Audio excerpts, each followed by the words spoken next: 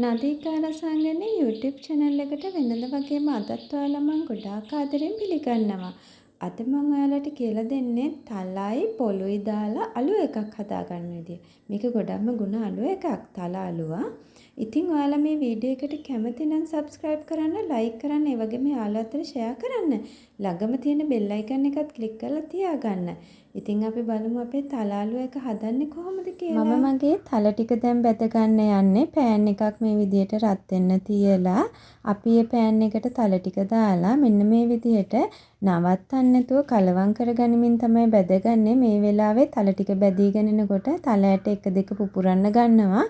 එතකොට ඔයාලට හොයාගන්න පුළුවන්. එතකොට අපේ තල ටික බැදලා ඇති. දැන් මම පොල් ටිකත් ඒ විදිහට බැද ගන්න හදන්නේ. දැන් අපි පොල් ටික නිකන් ගොලි ගොලි වගේ තියෙනවනේ. ඒ ගතියත් නැති වෙලා හොඳට කලවම් කරගනිමින්ම ඔයාලා හදාගන්න. මොකද මේ පොල් ටික එක පැත්තට කර ගන්න එපා. එතකොට දැන් මෙන්න මේ විදිහට මේ පොල් ටිකත් වෙන් වෙලා තියෙනකොට අපි පොල් ටිකත් බෙදගෙන ඇති. ඔයාලට පේනවනේ පාට චුට්ටක් වෙනස් වෙලා. ඒ විදිහට එනකොට අපි පොල් ටිකත් බෙදගෙන ඇති. මම දැන් අපි බෙදගත්තු තල ටික නිවෙන්න තියලා කොටා ගන්නවා. ඔයාලා මේ තල ටික නිවුනට පස්සේ බ්ලෙන්ඩර් කරගෙන පවුඩර් කරගන්න. කොටසක් ඇට හිටින්න තියාගන්න. දැන් මම සීනි පැණි ටික හදාගන්න මෙෂරින් කප් දෙකක් සීනි දාලා එකට වතුර දාලා ලුණු චුට්ටකුත් එකතු කරගෙන මේ වෙලාවේ මම ලිපේ ගින්දර මධ්‍යම ප්‍රමාණයට තියාගෙන තමයි පැණි එක හදාගන්නේ. මොකද අපිට මේක ඉටි පැණි එකක් නෙමෙයි ඕනේ. අපිට ඕනේ සීනි පැණි එකක් වගේ. ඒකයි ගින්දර අඩු කරලා හදාගන්න කිව්වේ. දැන් අපේ පැණි එක හරි මේ ගානට එනකොට මම එනසාල් ටිකක් කොටලා පවුඩර් ටිකත් එකතු කරගෙන දැන් මේ වෙලාවේ ලිප ඕෆ් කරලා තියෙන්නේ. දැන් අපි පැණි එක නිවෙන්න තියනවා.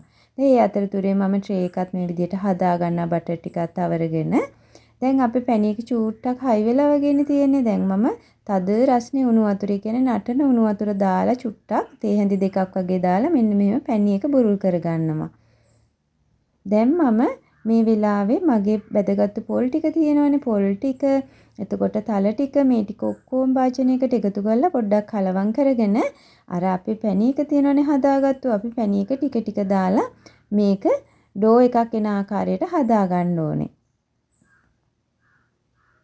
දැන් අපි මේ ටිකත් හොඳට කලවම් කරලා මේක අතින් අනන්න හොඳට පොඩි කරලා අනන්න නිකන් ගුලියක් වගේ එන ආකාරයට අපි හදාගමු.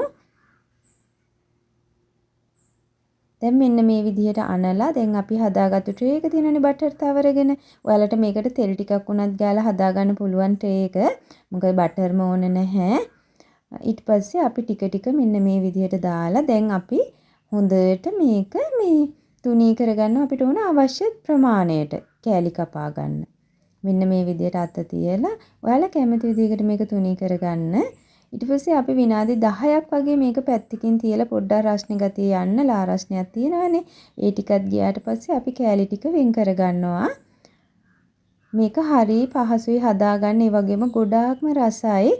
ඔය දැන් අවුරුදු කාලේ එනවනේ. එතකොට ඔයාලට මේ වගේ කෑමකුත් හදලා කෑම මේසෙට තියාගන්න පුළුවන්. ඉතින් හරිම රසයි ගොඩක්ම මේක හදාගන්නකොට චුට්ටක් අර බ්ලෙන්ඩර් කරලා පිටි කරගන්න එක තමයි වෙනසකට කරන්න ඕනේ. ඉතින් අපි නැවතත් මෙවැනි වීඩියෝ එකකින් හමු වෙමු. සුබ දවසක්.